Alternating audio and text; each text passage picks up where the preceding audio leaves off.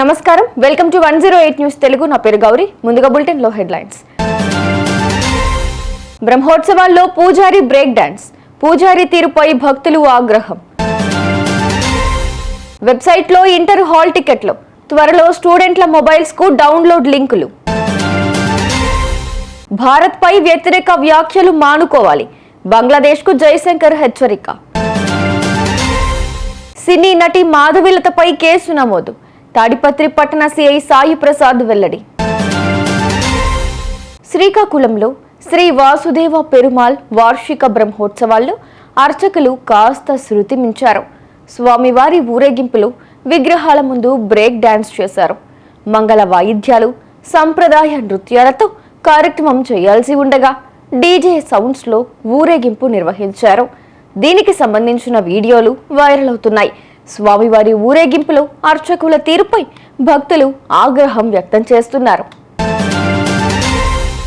Inter hall టికెట్లను release చేసినట్లు inter board secretary Krishna Aditya తెలిపారు. కాలేజీల లాగిన్లలో హాల్ టికెట్లు అప్లోడ్ చేసినట్లు పేర్కొన్నారు. అతి త్వరలోనే విద్యార్థుల మొబైల్ నెంబర్లకు హాల్ టికెట్ల డౌన్లోడ్ లింకును పంపిస్తామన్నారు. మార్చి 5 నుంచి ఇంటర్ పరీక్షలు ప్రారంభం కానుండగా 9.5 లక్షల మంది విద్యార్థులు హాజరు కానున్నారు. బంగ్లాదేశ్లో తాత్కాలిక ప్రభుత్వంలోని నాయకులు తరచూ భారత వ్యతిరేక వ్యాఖ్యలు చేయడంపై విదేశాంగ మంత్రి జైశంకర్ మండిపడ్డారు.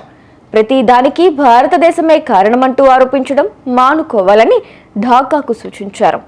1971 నుంచి బంగ్లాదేశ్తో మంచి సంబంధాలున్నాయి.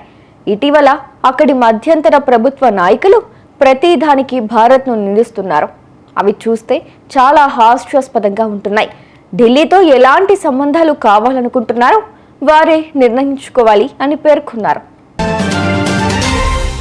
సినీ నటి మాధవీలతపై కేసు నమోదైంది. గతేడాది డిసెంబర్ 31న తాడిపత్రిలోని జేసీ పార్కులో నిర్వహించిన న్యూ ఇయర్ వేడుకలపై మాధవీలత చేసిన వ్యాఖ్యలు మహిళలను కించపరిచేలా ఉన్నాయని ఎస్సీ కార్పొరేషన్ రాష్ట్ర డైరెక్టర్ కమలమ్మ ఫిర్యాదు చేశారు.